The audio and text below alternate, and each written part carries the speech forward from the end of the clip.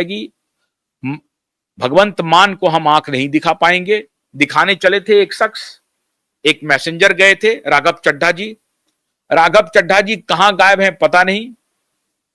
राघव चड्ढा जी अब परिणीति चोपड़ा के साथ घूम रहे हैं और वो भाजपा के हो गए हैं अघोषित रूप से।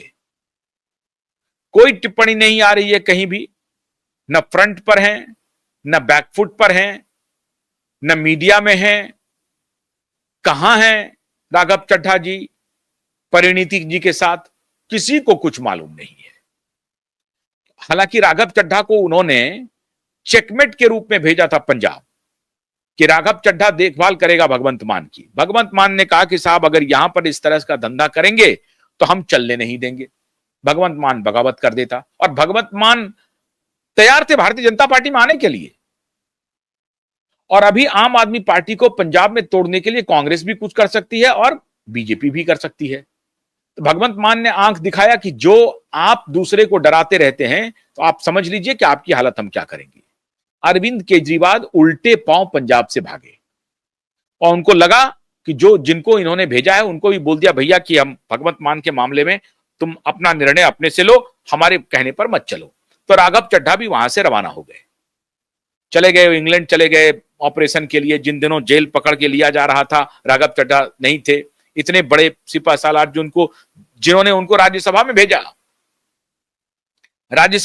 ताकतवर नेता थे माननीय राघव चड्ढा जी। लेकिन जब से परिणीति जी के साथ उनकी शादी हुई है उसके बाद से उनकी सारी ताकत लगता है गौण हो गई, छीण हो गई और वो बॉलीवुडिया नेता हो गए। अब उनको आम आदमी पार्टी की चिंता करने की कोई चिंता नहीं है, ना तो पार्टी की चिंता है ना ही आम आदमी की चिंता है। वो अब हॉलीवुड, बॉलीवुड, इंग्लैंड, विंबलडन, हर जगह वो घूम रहे हैं। कहीं विंबलडन देखने जाते हैं, कहीं टेनिस देखने जाते हैं, कहीं क्रिकेट देखने जाते हैं, कहीं घुड़सवारी देखने जाते हैं। तो राघव चड्ढा अपना अय्यासी भरी जिंदगी को जी रहे हैं।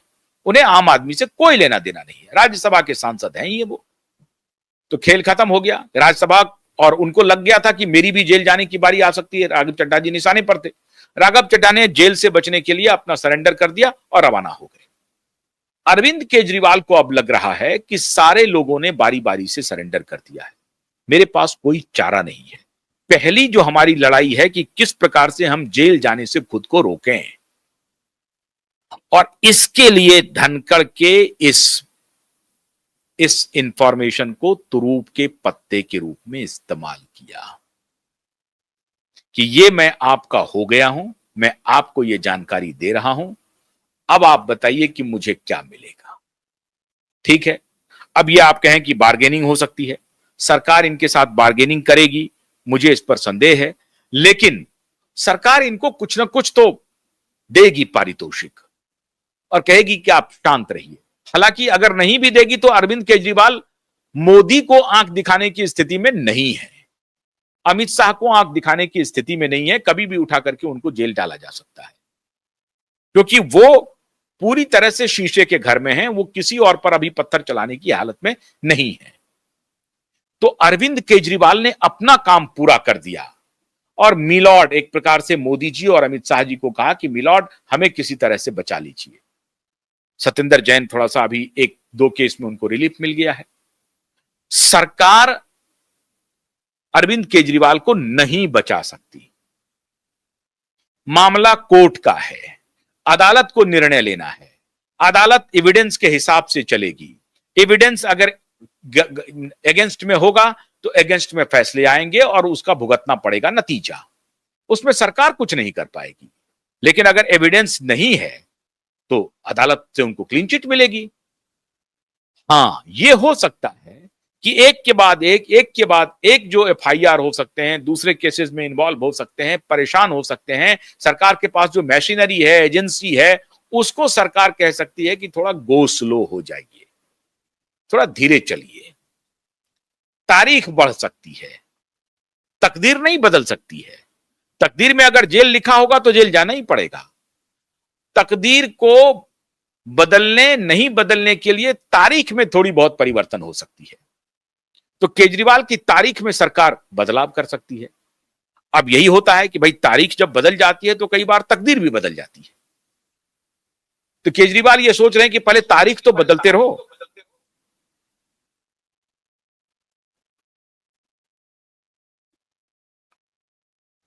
केजरीवाल सोच रहे हैं कि पहले तारीख बदलो, तारीख अगर हम बदल देंगे तो हमारी तकदीर भी बदल जाएगी। तारीख बदलवाने का तात्पर्य यह है कि थोड़ा सा लिंगर ऑन करो, थोड़ा सा हमें लिवरेज दो, थोड़ा हम विदेश भी घूम आए, इधर उधर भी घूम आए। अभी तो अपनी बेटी की शादी में डांस किया था, फिर बेटे की भी शादी होगी, उसमें डांस का मौका मिल जाए, कुछ और डांस कर लें कहीं पर। इस तरह की वो कवायद चाहते हैं और इसलिए हो सकता है कि सरकार का उनको थोड़ा बहुत समर्थन मिले, क्योंकि बहुत महत्वपूर्ण इंफॉर्मेशन उसने सरकार के साथ शेयर किया। ये चर्चा है और बड़ी चर्चा है, और अगर चर्चा है तो फिर समझिए कि ये बात हुई ही है।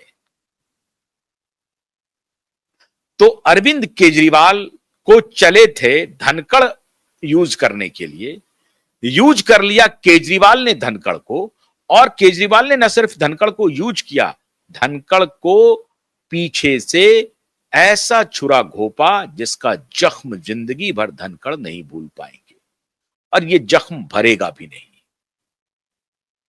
और उससे जो कॉम्प्लिकेटेड बीमारियां उत्पन्न होगी वो लाइलाज होगी अलग। तो इस तरह से केजरीवाल जी ने, माननीय केजरीवाल जी ने एक और कीर्तिमान स्थापित कर दिया धोखेबाजी का। अब ये बात तो माननीय धनखड़ जी जाने और माननीय केजरीवाल जाने कैसी क्या बात हो गई, जो बात 9:25 तक पहुंची और आपको इस्तीफा देना पड़ा बिना अपॉइंटमेंट के। इतिहास में कभी ऐसा नहीं हुआ कि कोई उपराष्ट्रपति बिना अपॉइंटमेंट के राष्ट्रपति से मिलने चले जाएं, बिना अपने ऑफिशियल स्टाफ का, जो एडीसी वगैरह होता है या जो फोटोग्राफर होता है राष्ट्रपति भवन में, उस सब के एब्सेंस में आप मिलने चले जाएं।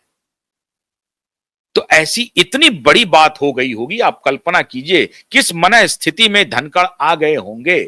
और अब धनखड़ ये बात किससे कहें, इसलिए मौन साधे हुए हैं, मौन साधे हुए हैं। और केजरीवाल की चुप्पी है, अद्भुत शांति है केजरीवाल की, बिल्कुल चुप है केजरीवाल, और धनखड़ भी चुप है। सब कुछ केजरीवाल ने तो जो करना था कर दिया, धनखड़ को लग रहा है कि अब तो क्या होगा, सारी साजिश का पर्दाफाश हो गया, और ये पर्दाफाश करने वाले स्वयं साजिश करता ही है।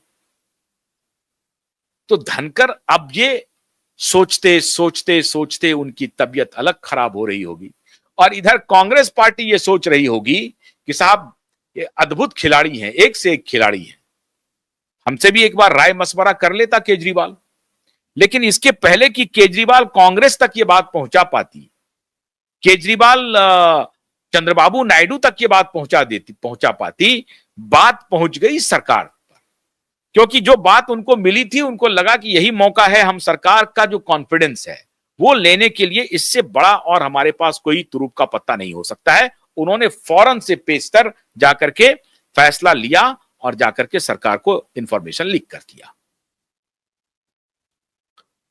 तो चलते चलते केजरीवाल ने मुलाकात का फलसफा यह हुआ कि धनखड़ की कुर्सी चली गई, अब धनखड़ कोप भवन में है, और उधर जो अंतर्राष्ट्रीय साजिश करता है उनका अलग चल रहा होगा कि भाई तुमको तो हमने एक टास्क दिया था, वो टास्क तुमने पूरा नहीं किया। ये कह रहे होंगे कि साहब मुझे अभी जेल से बचाओ, जेल से बचना मेरे लिए बहुत जरूरी है, टास्क हम बाद में पूरा करेंगे। अभी ये सरकार गिरेगी नहीं, चंद्रबाबू नायडू नहीं आ सकता है, और हम जातीय उन्माद भी नहीं फैला सकते हैं।